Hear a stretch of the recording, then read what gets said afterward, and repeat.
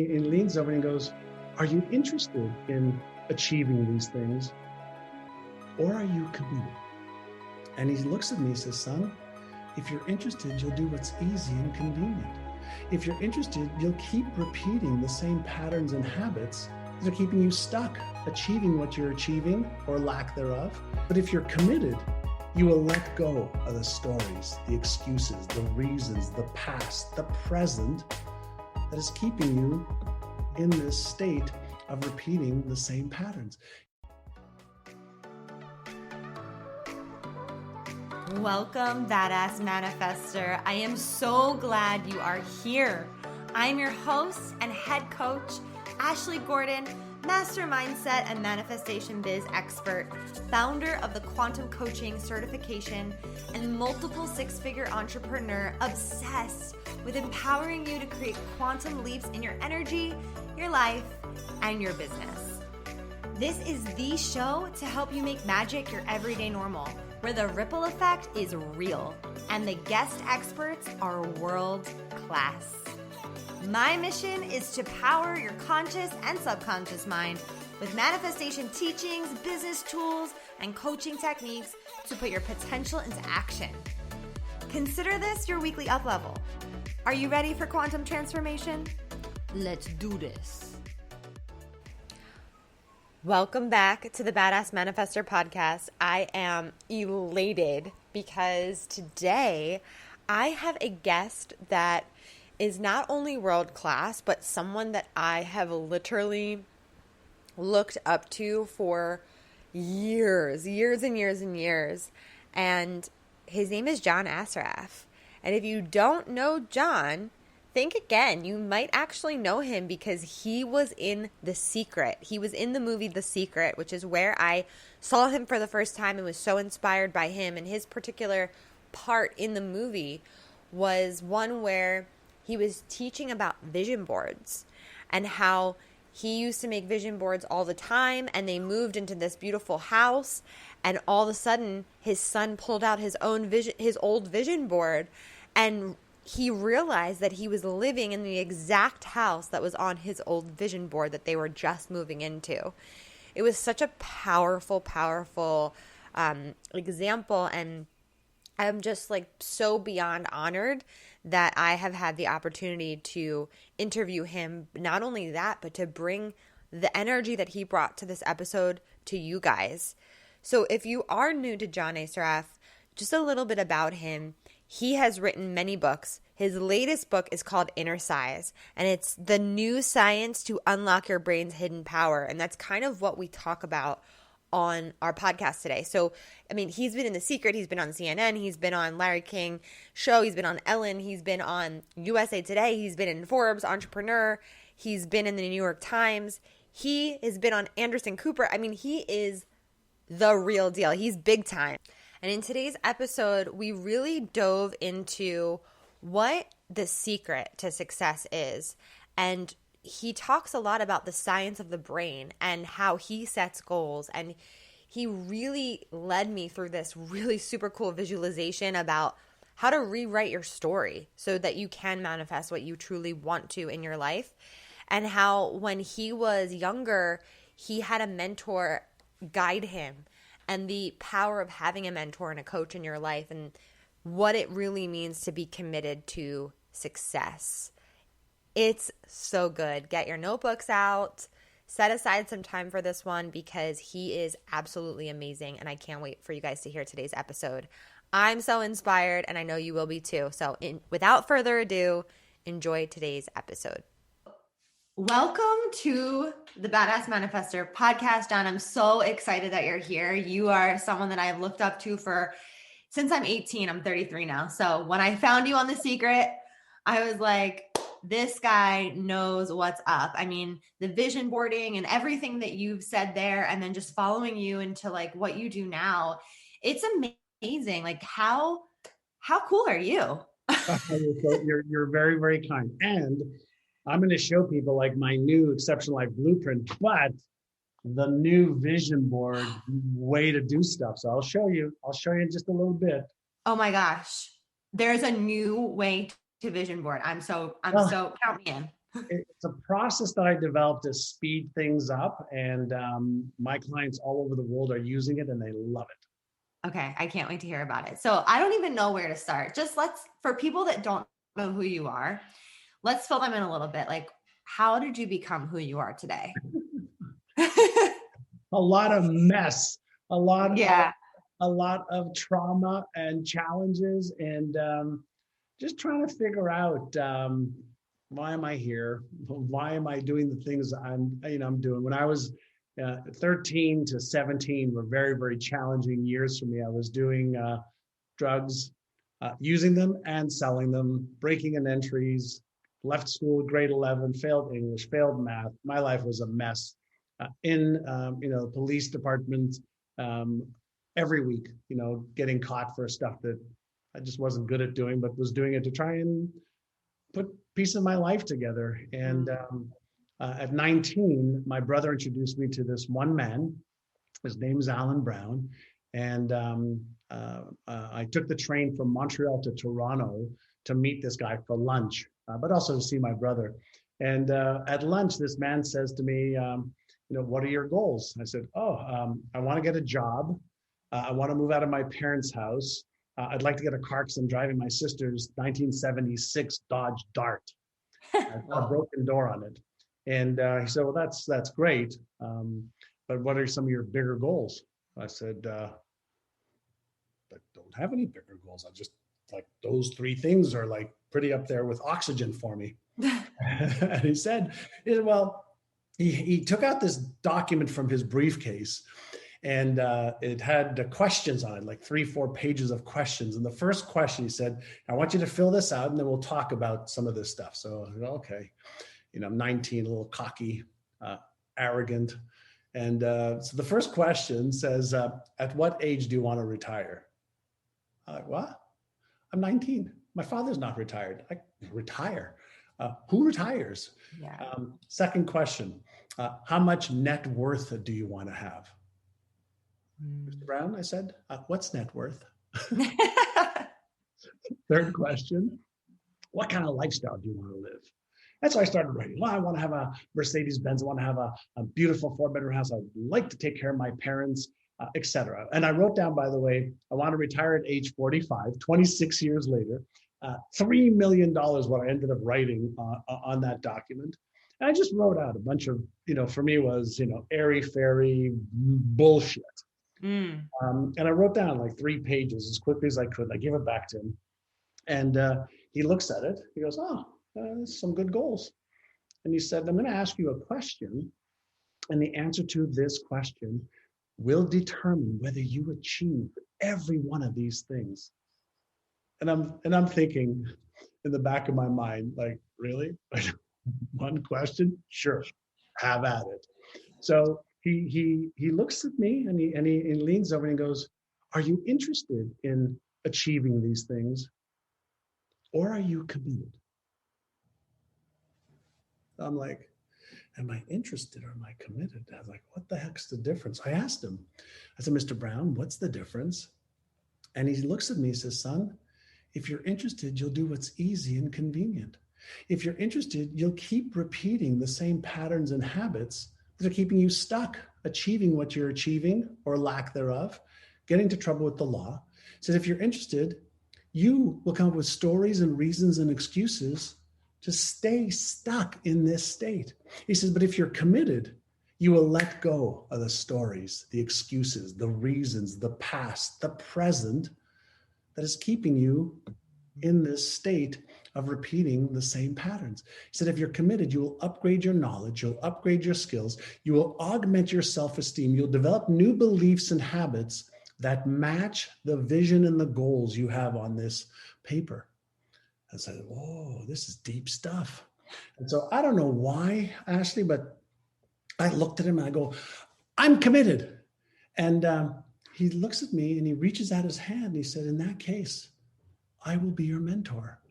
I go, wow, awesome. Hey, bro, my brother was with me. I said, that's awesome. I said, what's a mentor? I was 19, green, Yeah. never read a book about personal development. And he explained to me the mentor is somebody who guides you, who shows you a path, shows you where some of the landmines are and what to do about it, shows you where the faster path to success is and how to get better. So in that moment, one question, one answer, one decision, one commitment, my life changed. And the first request from him was to move from Montreal to Toronto. And I gave him a whole bunch of excuses why I couldn't, because I didn't have a job, didn't have a car, didn't have money, didn't have anything. He says, I know, but if you're committed, you'll figure out a way. And so I committed, figured out a way. He then said to me, well, I need you to get into the real estate school that starts on April the 5th, 1980. I'll tell you why I know this date so well. And I said, school, are you out of your mind? I failed English. I failed math. I left high school grade 11. They hated me. I hated school even more. He says, I understand, but that's part of your past identity. If you're committed and you want me to coach you and mentor you, I need you to go into real estate school because that's what I do. And I can help you there. Like, oh my God. And I said, how much is it? He goes, $500. I said, $500? I got $60 in the bank. I said, I don't have money to go to school. I hate school. He says, there you go again. See how fast your stories and excuses and reasons pop up? I go, I know, but it's true. And he goes, well, I know it's true. And it's part of your past, but it can't be part of your future or your present decision-making. He says, first you make decisions, then you figure out how. That's your first lesson. So I said, fine. I'll move to Toronto. I'll figure out how to get $500 and I'll take this stupid real estate course. And he said, good. That's the beginning. Long story short, borrowed money from my father, borrowed money from my sister, borrowed money from my brother, moved to Toronto 2 weeks later, got into real estate school, 9 to 5 every day for 5 weeks, April 5th, 1980 to June 20th, 1980, took the test on June 20th, passed and got my real estate license at 19 years young. Wow. Started working in his office, and I didn't know this. Stupid me, right? I didn't know this. He says, I'm going to give you your first job. I said, great. How much do I get paid? He goes, oh, you don't get paid. He says, you got to sell. He says, if you want to eat, you have to sell. You got to help people. I don't know anything about selling. He says, well, you're going to have to learn that. So anyway, he took me under his wing in the first 12 months. At 19, I made $30,000 on a 50-50. That's amazing. Yeah, which means he made $30,000 also, but he taught me what to do every day. He taught me rituals and habits, and he taught me scripts and what to say and how to say it and how to show up and how to dress and how to look professional, how to upgrade my knowledge and skills by 1 hour every day, which he told me was 9 40-hour weeks at the end of 1 year. 9 40-hour weeks. You can get great at knitting if you want to. Second year, he kept upgrading my knowledge and my skills in marketing, in selling, and in a very specific area of real estate called for sale by owners.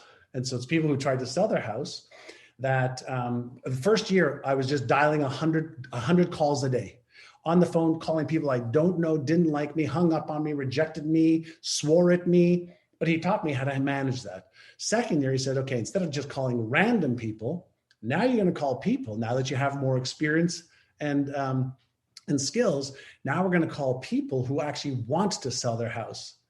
And in that next 12 months, I made $151,000. And he made 50%. So that means that I had generated $302,000 because he got 50% of my commissions. But he taught me. So how did I get onto this path? I had one question, one answer, one commitment, one mentor who pointed me in the right direction and then gave me some fuel to grow. So I've been studying the human brain, motivation, what holds us back. And then I went on to build, 5 years later, I started Remax of Indiana. And at 26, I started Remax of Indiana. By 30, I was doing 1.2 billion a year in sales. By 34, we were doing 4.5 billion a year in sales, 85 offices, 1,200 agents that I taught the same stuff to. And that was my first company, back in 1987 to 97. I ran it as the CEO. Then I hired somebody to run that company for me from 97 to 2007, which I sold that and got involved in other deals over the years. So that was the beginning. And so now what I do is help people with the inner game stuff, help them really understand that the most powerful biocomputer in the whole world you already own. Now, Mm. just learn how to use it a little bit better. And it's based on, I took a lot of the stuff that I learned, whether it was in my New York Times bestselling book, Having It All, about achieving goals or the answer for business growth, or my newest book, Innercise, the new science to unlock your brain's hidden power. It's all about what's going on in the biocomputer that you own. I own, everybody owns one, and they all work the same. You're born with it. You're born with it, but we become conditioned, right? We become conditioned to having limiting beliefs. We have become conditioned, some cases, to say, well, that goal is bigger than I am. I'm not worthy enough, smart enough, good enough. So our self-esteem may hold us back. We learn to be fearful of failure or being embarrassed or rejected or to be ashamed or to be judged. We're fearful of disappointing ourselves, our husband, our wife, our children, the person in the mirror. If I set this goal and I don't achieve it, or I achieve it and then I don't. So I set up this fear of disappointment. And so it lends itself, these inner game things lends itself, Ashley, to people mastering disappointment instead of learning how to manage change. Oh my God. That's so good. Yeah. Mastering disappointment. Okay. Yes. There's so much that I want to dive into, but there's the framework for us to talk for a little bit. Yeah. Seriously. I mean, and I think it's so cool though that you've built this, like the first company you built it ended up being massive, generating billions, and you realize that you had a method to mastering your own brain. And that's actually what was creating that. Like you were teaching those people how to do that. And that is the result of, it resulted in the massive success.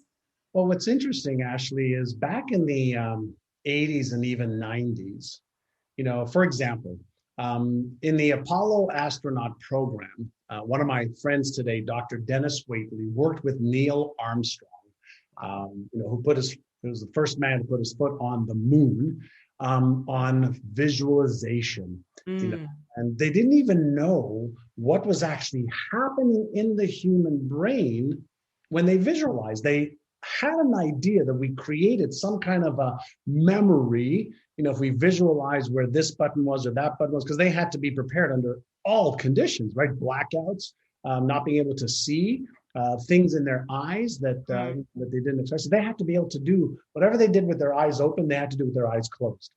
So they taught them where everything is, how many buttons were here, how many buttons were here, how many levers were here, who's next to me, who's behind me. What is this entire module over 3 to 4 years of daily visualization, every maneuver while blind.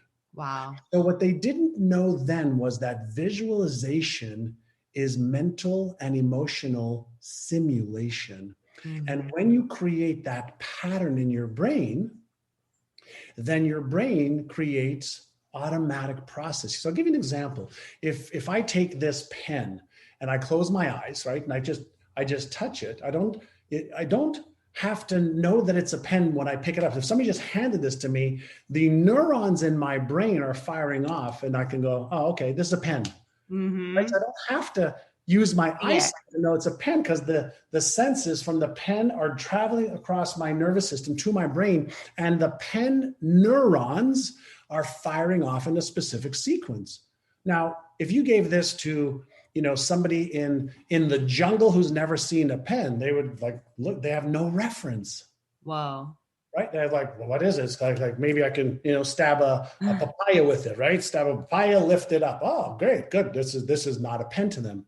Now, why is this important? It's important because we weren't born with any beliefs. We weren't born with any perspectives, any fears, any self-image. We weren't born with any of the patterns in our brain that drive what we do, what we think, what we feel, what we see in our paradigm of reality. So that means that my internal map or network of reality is different than every human being. Right? Now, I can teach you, Ashley, this is a pen, Right. right? But what if I said to you, Ashley, this is an et? This is a crayon. You go, what the hell is that? Well, Yeah. I just told you pen in two different languages. Your brain doesn't have that reference in Hebrew and French. Right. Right? So why is this important? Well, it's important because if I believe that this is a boogaboo and you believe it's a pen and boogaboo hurts you and pens help you, what if I could change the meaning that you have for this from boogaboo to pen? Please. Well, but that's the new science, right? That we're learning that our brain, based on the science of neuroplasticity, is creating new neural networks, meanings, beliefs, habits, perspectives, things that we're fearful of. We don't have to be. Things that are holding us back, we can let them go because it's nothing more than patterns in the brain that have become used to firing off in certain sequences that drive our behavior. So if we're used to being a certain weight, certain fat set point, any deviation from that doesn't feel right for the brain. The brain doesn't want to change. If we're used to making $50,000 or $25,000 or $100,000, whether it's a year or a month, any change from the pattern sets off other patterns to sabotage or procrastinate. Yes. And I know you teach a lot about sabotage and procrastination. And I was someone who always thought I was a lazy person. Like I never saw myself as an entrepreneur, never thought I could do it because I was lazy. But really what I realized was I wasn't lazy. I just believed I wasn't good enough. So lazy ended up being a byproduct of that. And so I had to rewire that energy. And I would love for you to speak to rewiring the brain. Sure. So, interrupting this episode super quick to share something amazing and exciting with you. So, as you may have heard in the last few weeks and last month, I was promoting the self-improvement bundle. It is a course bundle filled to the brim, overflowing with self-improvement courses. Now, the bundle was only available for a week, but it was so popular and so in demand that they are bringing it back. So the bundle is back, baby. And we have added new courses into the bundle. So last time around, the courses were 75 courses for $77. Now there's 111 courses. It's over $20,000 of courses that you will be able to purchase for $75. It's kind of wild, right? So just so you're aware, this is only available for a very limited time. The link is in the show notes so that you can get your bundle, your self-improvement bundle. And here are some questions that I've received about the bundle. It seems too good to be true. How is this real? It's not. It's not too good to be true. I would never put my name on something that I didn't love. And just to be clear, I bought the bundle as well and the previous one as well. So these things are the real deal. They bring together industry leaders with some of their best course content, and we do it for a lot of reasons. And another question that I get is, how long do I get access to all of these courses? Once you purchase the courses, you'll receive an email with a coupon code for 100% off of each course. So you will be able to redeem with that coupon code for a whole year.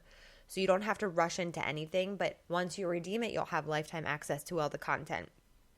Quickly, another question I get asked is, how do I even take 75 courses? And here's the thing. You probably won't take 75 courses or 111 courses in this case.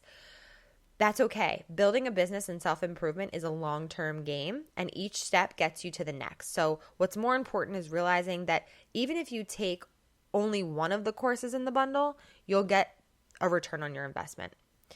And I have a course in there, Manifest Your Magic. I sell that course alone for $222, and it's included in the bundle. So make sure you get your self-improvement bundle.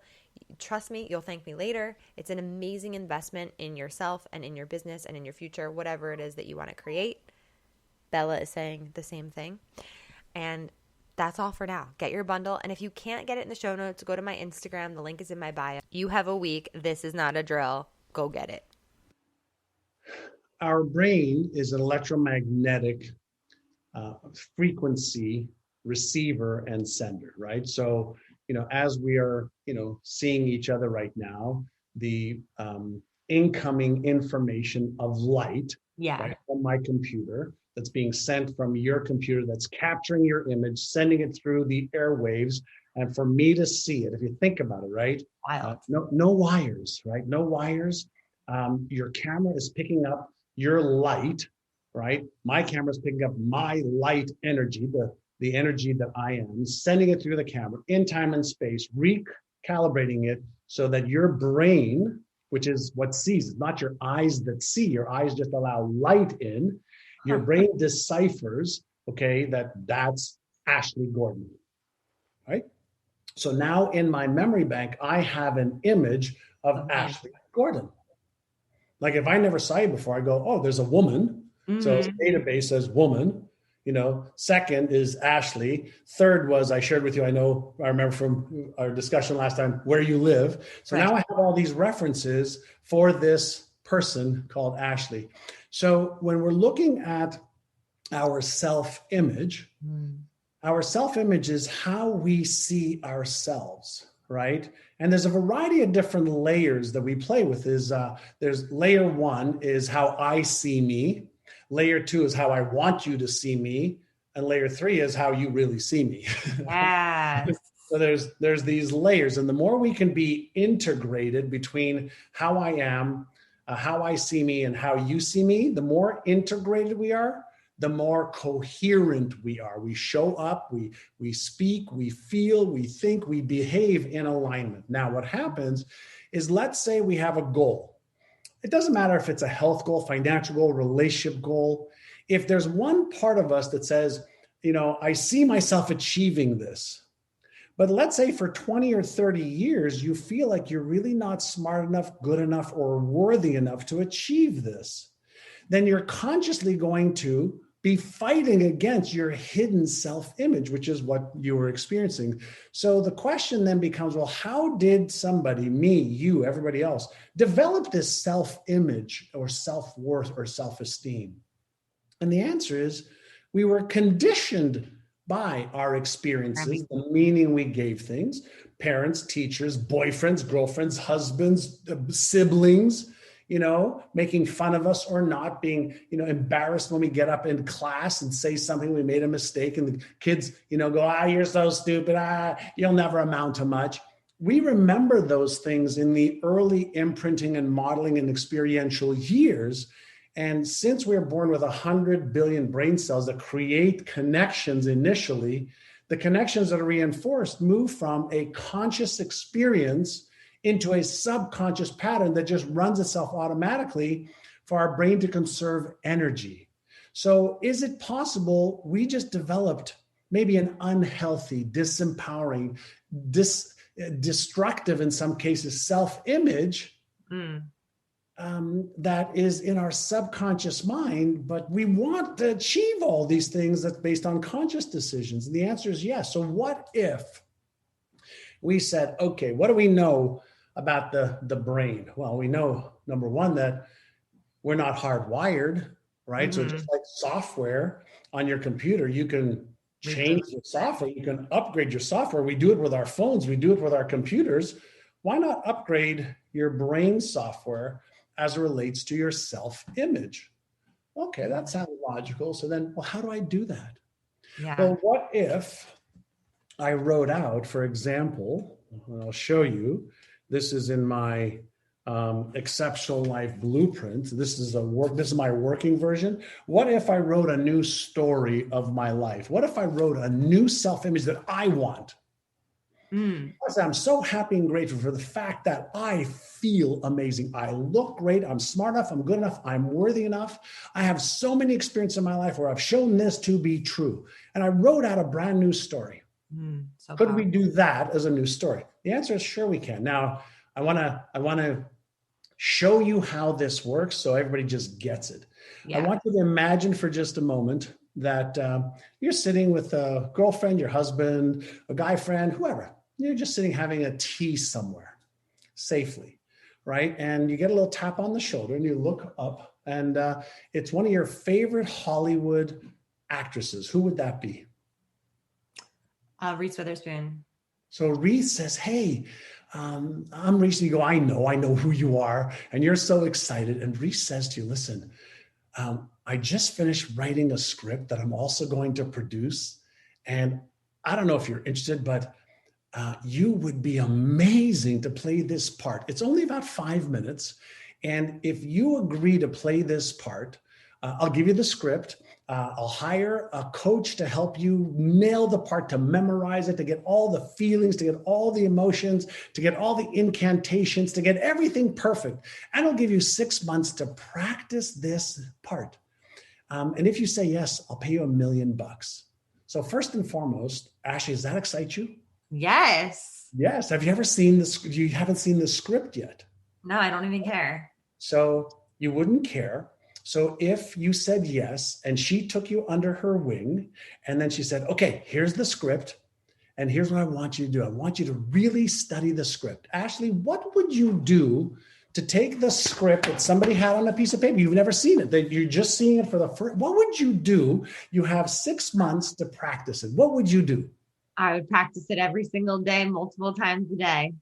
Would you record it maybe and listen to it? Oh, absolutely. I'd record it. I would listen to it. I would you take your cell phone and maybe watch yourself do it. Maybe you'll be clumsy at first and like, oh my God, I look so bad. I sound so bad. Everything's awful, awful, awful. And then all of a sudden, do you think with some repetition, you would memorize the script? You maybe would feel it. You'd maybe film yourself. You'd hear yourself. Maybe you'd get your friends to see you. And then you say, oh my God, you're getting better and better and better and better and better and better and better. Well, practice makes permanent, Ashley.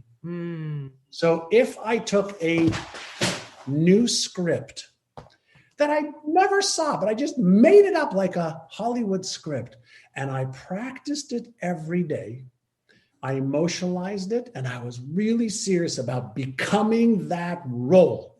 The very fact that I wrote it, read it, emotionalized it, practiced it, listened to it, filmed it, would create new neural patterns in my brain. And the neural pattern that I would create in my brain through visualization or emotionalization and practicing would create a new pattern. And the way our brain works is this: anything that we repeat, that we emotionalize, that we give energy and attention to, our brain says, hey, you're spending a lot of time on this. Let me just automate the process and I'll delete the old file.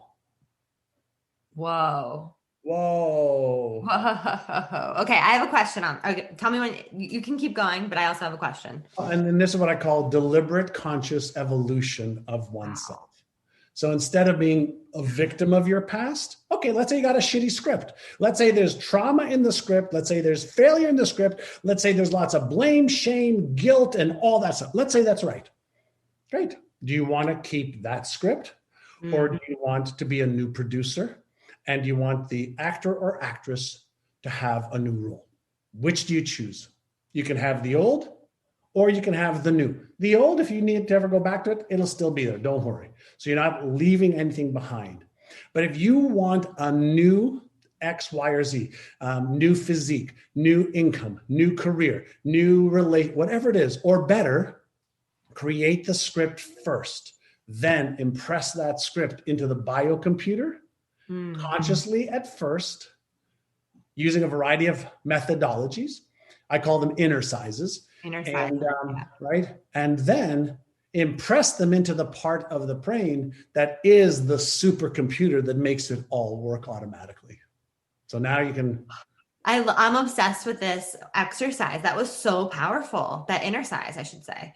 That was so, so powerful. And I feel like I'm hearing people in my head saying, but John, what if, how do you know if your dream is delusional? How do you know if your dream is too big? Like, remember when you had that piece of paper and you wrote down, like, you want to be worth $3 million and this and that. And it was like, I don't even know what I'm saying here. Yeah. Just out there. What is your belief around like being really, logical versus like having this like luxurious dream goal? Yeah. So It's a valid question. And I'm going to go back to the brain, and behind me, I've got my Einstein to I know, represent I was admiring it. the Einstein part of my brain, but then there's the Frankenstein part of my brain also. It's part of me, right? So the Frankenstein's monster is the part of our brain that goes, but what if you fail? Mm-hmm. What if this is too big? What if you don't have the knowledge, the skills? What if you don't have the experience? What if you don't have the money, the tools, the resources, the connection? What if? And that's what Frankenstein does. That's what that part of your brain is supposed to do. Mm. But the Einstein part of your brain uses imagination and say, well, but I want that. I think I can have that. I may not know how to do it. And Frankenstein says, yeah, you're right. You certainly don't know how to do it. Last time you tried, you failed. So what if I shared with you that those are just two major players in your brain? What if I shared with you that you're not your brain? Whoa. Can I guess what we are? What are we? Consciousness. Sure. So let's go back in time, right? Okay. One time we were a sparkle in our mother and father's eyes, right? And they got together, and through the process of sex, and a baby being created, X chromosome, Y chromosome, 23, each parent gave to us the intelligence within that, multiplied 26 times and created you and me. Is it possible that we are that intelligence? That which created us is within us, and we have a brain that we can learn how to use better. We have a brain that allows us to be aware of our thoughts, our feelings, our emotions, our sensations, our behaviors, our results. And then in a state of awareness and observation, I can manipulate my own brain. I can breathe and change from my sympathetic stress response signal to my parasympathetic calm responsive signal that activates the Einstein part of the brain and deactivates the Frankenstein part of it. I can do that. Yeah. And is it possible that every goal that I want to achieve in 2021, 2022, 2023, 2024 for health, wealth, relationships, career, business, finances, fun, experiences, charity, all the how-to already exists? Like, I would gather or bet there's nobody watching or listening to this that is trying to colonize Mars right now. Which means that just about every how-to that you want, the book, the coach, the teacher, the blueprint, the video, the article, the whatever it is that you need to achieve whatever goal you want, the how already exists. You don't have to even know the how. Your job is to choose what you want to trade your life for. Your job is to say, am I interested in that, or am I committed to that? Your job is to say, what beliefs do I need to make that a reality so that my current beliefs don't hold me back? What habits do I need to develop so that I take consistent, inspired action every single day versus sabotaging by taking 2 steps forward and 4 steps back, 6 steps forward, 1 step back? What will help me create progress and forward momentum? What do I have to do to learn how to manage the fear center in my brain that's been developing for millions of years? I have emotions, I have feelings, but I'm not my emotions. I'm not my feelings. There are 6 core emotions that either move me towards or away from what I want based on what my Frankenstein brain is processing might be dangerous or uncomfortable for me. And it will do everything to move me away from what is dangerous or uncomfortable for me. But what's dangerous and uncomfortable for me may not be dangerous or uncomfortable for you. You might jump out of a plane, do backflips and front flips, and wait, a minute and a half before you let your parachute go or pull your parachute so it opens. And then another person's like, oh, no. The parachute better open as soon as I go out of the plane. So we have to understand that we have these neural functions that activate different circuits and networks. And, if I asked you right now, and everybody that's watching or listening, would you love $100 billion computer in your home that can help you answer any question you want and help you figure out how to achieve any goal you want and how to let go of anything that's holding you back. Would you love that computer right now? I've got one right now that I can give you. Give it to me. Yeah. Great. You already own it. Go look in the mirror. You have it inside your skull. Already own the biocomputer. But if you're not using it right, maximizing it. Yes. Then that's where the issue is. So the problem is not that how to achieve every one of your goals isn't there. The problem is you're ignorant. Now, I always have to remind people, ignorant doesn't mean you're stupid. You're genius. You're genius. You just don't know it. You just maybe have forgotten it, and you just maybe don't remember how to activate it and operate from that place that you already have access to. And that's why in my book, Innercise, I talk about the Frankenstein or the Einstein brain and the Frankenstein brain. Both are there to serve you at the highest level possible. Amazing. A lot of people think that the Frankenstein brain, I can't stand that. Really? That's what keeps you alive. That's what keeps you safe. That's what keeps you, conserving energy and protecting you. You better love your Frankenstein's monster. So you being the teacher of all of this and really embodying this in your life and having, your life as your example for all the possibilities. You're such an expander in this field. What are you working on right now personally as your Innercise? Like, what's your next level, if you will? Yeah, so taking the neuroscience and the neuropsychology research that I do and my faculty does, and making it available in the palm of people's hands on their mobile phones, so that they can have their pocket coach to remind them on how to use the tool, how to let go of limiting beliefs, how to let go of disempowering fears, how to let go of self-image challenges, how to set and achieve goals properly, how to become resourceful in the absence of resources, how to become more aware, more focused, more attentive, more motivated. I'm working on the platform right now that'll do that for people around the world for, like $5 a month, $7 a month.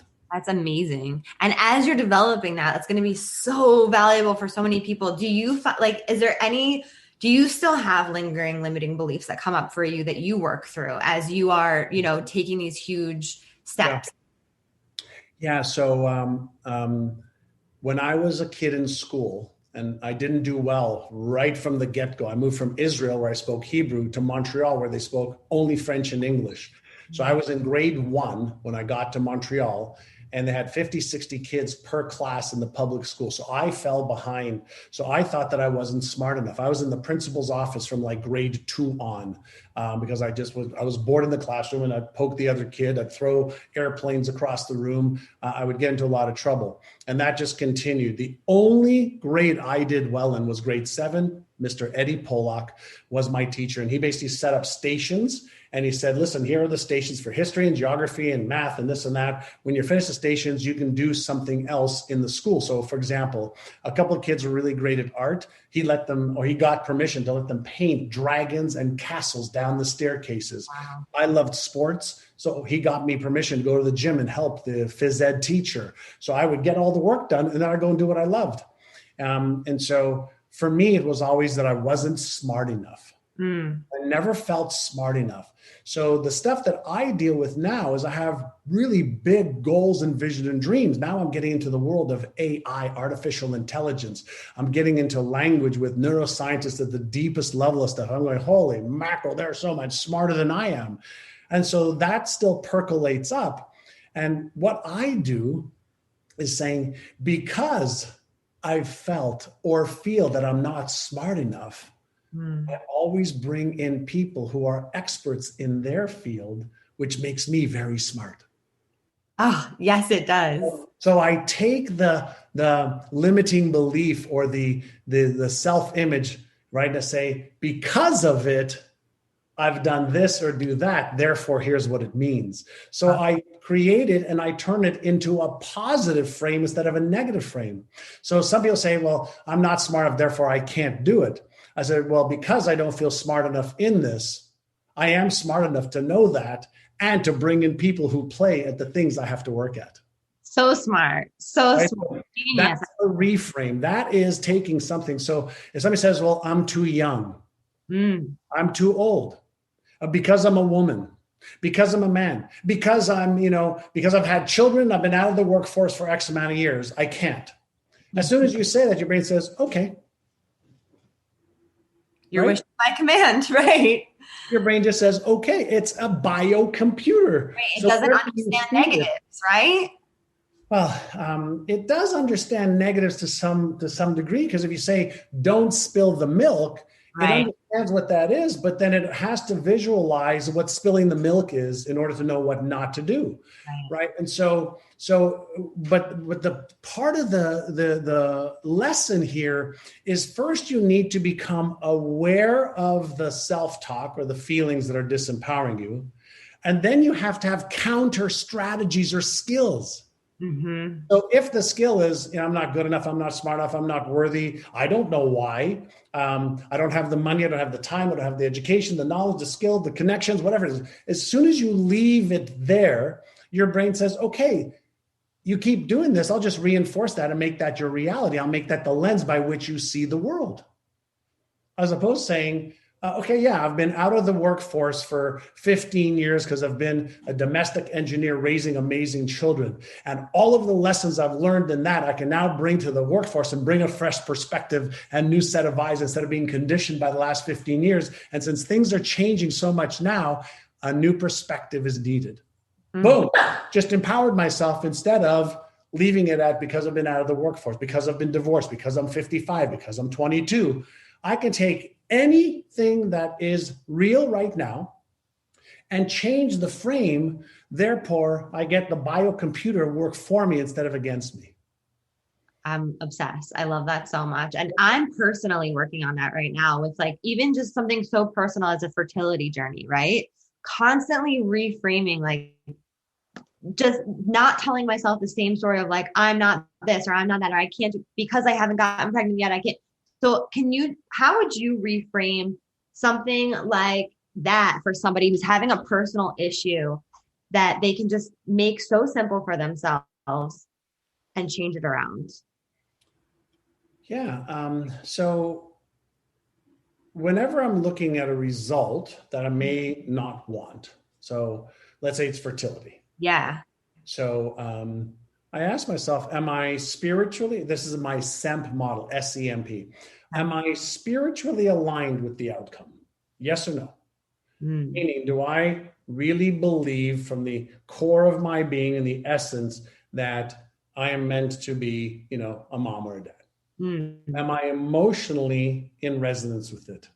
Or is there disconnects? Am I mentally focused on it? And then can I let it go?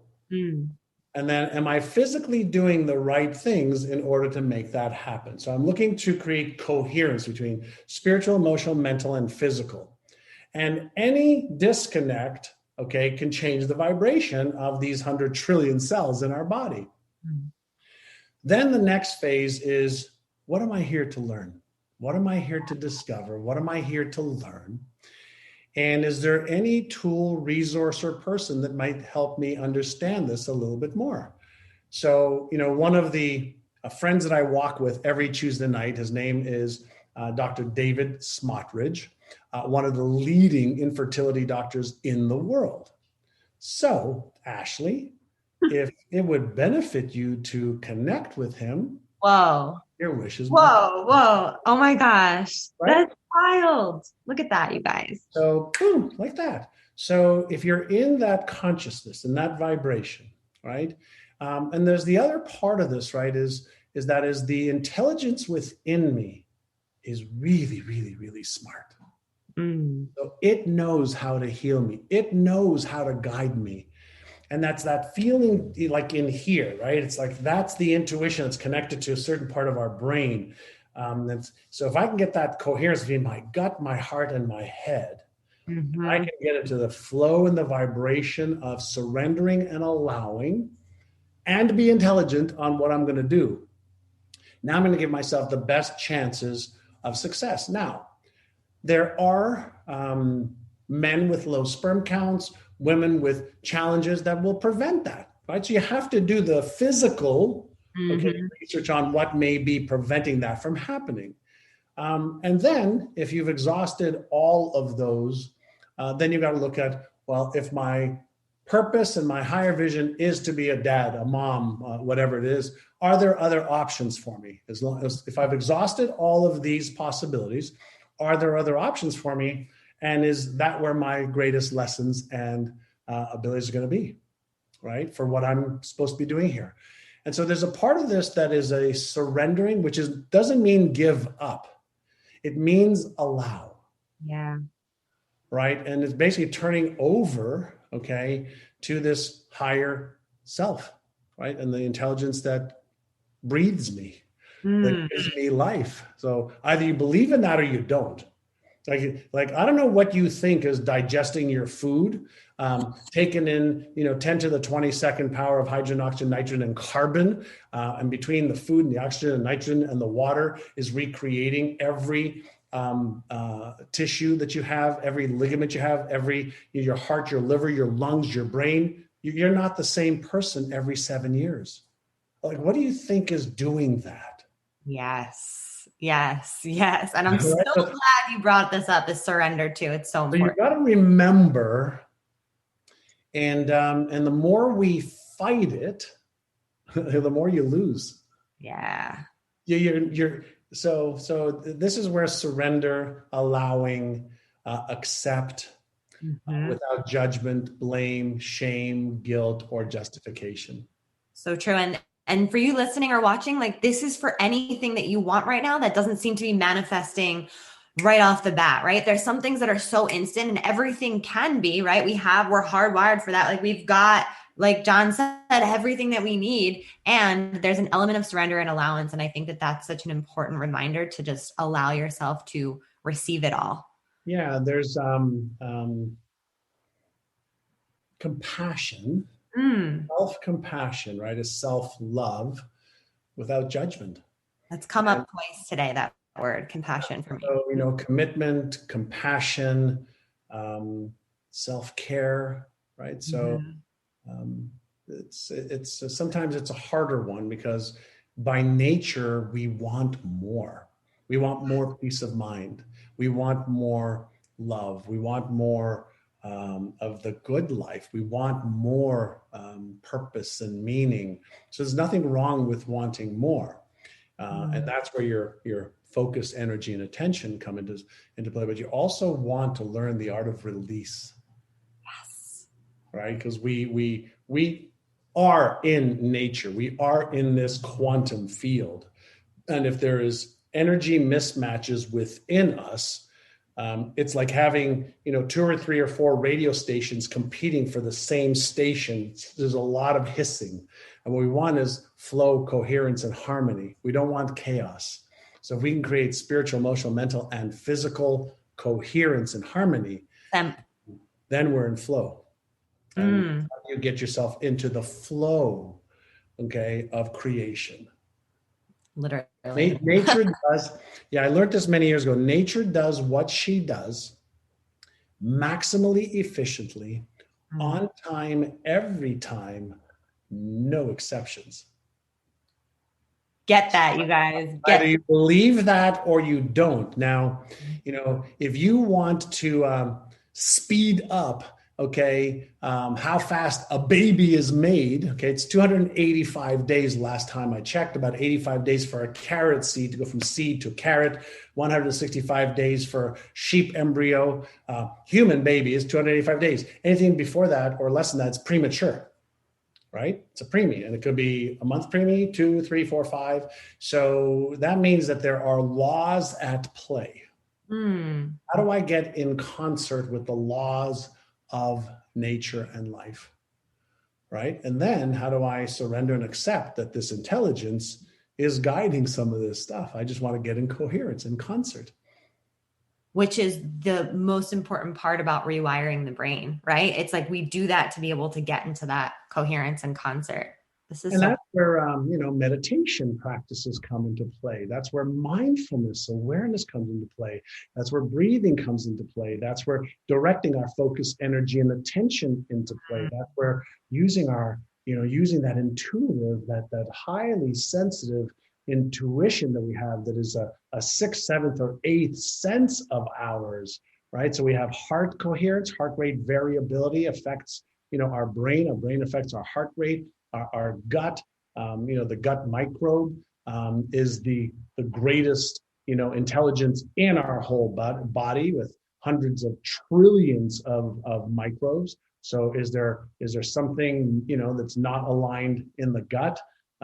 Sends messages to the brain through the vagus nerve, and it's brilliant. That's the second brain. The gut is the second brain. So are you trusting your gut? Wow. Right. So there's a lot going on. We are a brilliant, genius specimen of creation.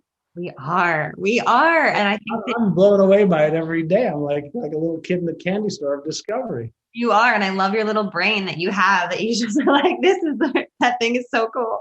So cool. So, okay, before I let you go, I'm so grateful that you're here. Thank you so much. You've really helped me. And I know that you're going to help all of our listeners and viewers. So last question is, I want to know the visualization technique, if you wouldn't mind sharing it, or we can save it as like, get this workbook. I mentioned that I'd share this with you, and I will. I'll tell you what I do with this. Is that the question? And I want to know what your definition of success is. Sure. So I'll give you my exceptional life blueprint, and what I do with my vision board and some of the stuff in here. So many people know, I set goals. I write goals down for, my life, future goals, a year from now, 9 months from now, 6 months from now, 3 months from now, 1 month from now, this week, today. And so I became a goal setter. And I also was taught that in order to activate a different part of your brain, what if you took some of the goals you wanted to achieve, places you wanted to see, charities you wanted to help, clothes you want to wear, whatever it is that you want to have, do, be, give. What if you created, some visual representation? So on this one, I have my family, and this is my working model, right? On this one, so this is a guy in his 70s. It's got, a phenomenal physique. Oh yeah. 70s. And so like right now, he is my model for, I'll be 60 in September. So I am like months away from a 6-pack at 60. That's amazing. Now, I was at 243 pounds 10 years ago, 30% body fat, hypertensive, borderline diabetic. I was going in the wrong direction. I got into the best shape of my life by 50, and I've just been slowly working on just getting in good shape so that I can break my own paradigm of 6-pack at 60 instead of flabby and fat. So there's ways I want to travel, things I want to do. So I just create, or I pull from Pinterest images or from anywhere else. So I want to see the Earth from the moon. That's on my vision board. I want to do a fighter jet experience. So I create whatever it is that I want. I create it on my vision board. So the lifestyle that I want to live, I just create it on my vision board. Marie and I will be buying a new home in the next couple of years, and we're getting ideas of what we want the inside to look like, right? So I take stuff that, that I want to achieve, and I put on my vision board. And then I also have like my core prayer. This is another guy, by the way, in his 70s. Damn, he looks good. So I know that's possible. So if it's possible, why not possible for me? Right. So I set stuff in the future that I want to achieve. But then I have, my core prayer. I have my life's vision, my mission, my purpose, my big why. I have my outer mission, my inner mission. I write all this stuff out, and it's part of my exceptional life coaching that all of my clients that are in that program go through. And it's basically about 40 pages of a template so that I can have visual representations of what is it that I want to manifest, create, work towards, and then every day I review it. Wow. Every day you do it? I review it. Oh my God. I record different pieces on my mobile phone so I can listen to it while I read it. I close my eyes and I visualize it. Now, why would I go to that length? And that is because I want to take my conscious goals, what I want for my life, and I want to impress them into the power center that's responsible for what I see and what I do, which is the subconscious mind. So the more I can take that image, language pattern, story, paragraph, words, beliefs, habits, perspectives, and gets them into my power center, which is what drives my life. It's not my conscious decision-making mind that creates my behaviors and my results, or everybody would be skinny, rich, happy, and in the best shapes of their lives. It's what we are conditioned and programmed to do and see and feel and how to behave that I'm looking to replace the old with the new software. So I write my own software. Wow. And then I use 15 minutes a day to Innercise. So we exercise for our physical bodies. I developed a methodology to Innercise to create stronger, more powerful neuro muscles.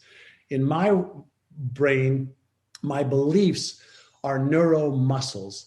They're either strong or weak, empowering or disempowering, positive or negative, constructive or destructive. They're mine.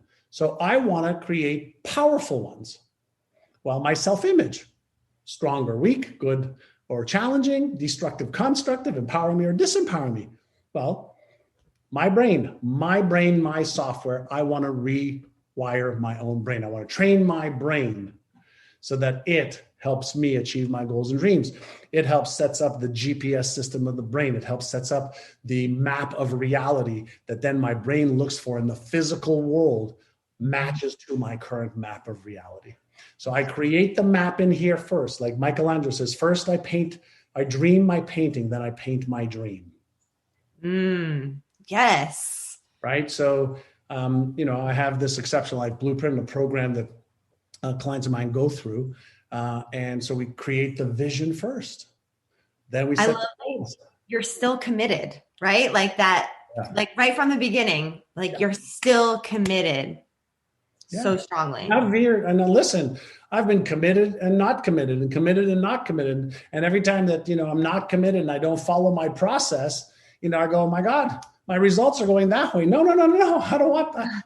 I'm getting into the final leg of, I'm in on the second half, right? My next book is actually called The Second Half, how to make the second half of your life the best half of your life. So I'm going to take everything I've learned about achieving my goals and dreams and sharing it with people, regardless of being, fat at 50, I want six pack at 60. So shift wherever I need to shift. I'm committed for the rest of my life now to stay the course, as long as, universal intelligence gives me that opportunity. That's beautiful. Thank you so much for sharing that. And love it. I love you. I'm so grateful. Okay. If you could sum up your definition of success in one word, what would it be? Okay, one sentence. Yeah, harmony. Right? Harmony. And there really isn't such a thing as balance. And if you think about what does a balance do?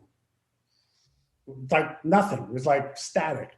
So harmony is the flow between my health, relationships, career, charity, business, so that there's sometimes a little too much of this. Let's get into flow. Let's get back into this flow in the different areas of my life of contribution, giving, receiving, loving, being loved, accepting, allowing, doing, focused, I focus on creating, like a masterpiece, like, Mozart, where it's taking complexity and making it simple. Right. So I'm consistently focusing on creating that harmony. And so then in order to create my harmony, I've developed processes, keystone frames in my brain, keystone habits, keystone behaviors, keystone techniques that help me get recalibrated into harmony. That's amazing. So when you're in harmony, that's when you know that you've made it. It's effortless. Yes. It's less. Right. And so I'm just, I'm a work in progress like everybody else is. I'm just looking to make progress. There isn't an end end state. There isn't a, Right. the We're end not state. going anywhere. Yeah, it's the purpose, is to love the journey, to love the mystery. At this stage in my life, when I look back and I go, okay, I've had some successes, but man, the best lessons I've had were the failures I've had and who it challenged me to become. And I rose to the occasion. I didn't let the failure define me. I defined the failure so it lifted me. Right? So I want to just keep playing the game of life. And you're doing it well. You're doing it well. I'm so inspired. Doing my best. Yeah, you're such a badass manifester, John. You really are. Thank you so much for being here, for sharing your light with us, with me. Thanks, Ashley. Yeah. Where can everyone connect with you? Great. So interestingly enough, this new Clubhouse craze is going on. I'm on there every day now. So you just find me under John Assaraf. I'm on Facebook on my fan page. Instagram, I'm on every day. My company is myneurogym.com. We also have a free training every Saturday called the Brainathon at brainathon123.com. And maybe you can put these links. Yeah, they'll all be in the show notes, you guys. So it's easy access for you. And then if you like the stuff on the brain or on achieving goals, then check out my books on Amazon. And the answer, having it all, Innercise, or the Vision Board Kit. Innercise is my newest one, and it's getting rave reviews right now because a lot of the training for your brain is in there. I can't wait to read that book. I'm so excited. Literally going to order it right now. Awesome, Ashley. You're amazing. Thank you so much for being here. Woo! We did some work today. Thank you so much for listening. You know I love my BAM fam. If this episode resonated with you, please share it with someone who you know would love it too, because we live for the ripple effect over here. And how can you best support the show? Make sure you're subscribed, hit the 5 stars, and leave a review on iTunes, and let me know how the podcast has impacted you. I love being part of your real-time journey, so screenshot the episode and tag me and my guests on Instagram at ManifestWithAsh. Now say it with me. I am my own power source. I am the master of my own energy, and I deserve everything that I desire. We don't just talk about it over here, we be about it. Now go get 'em.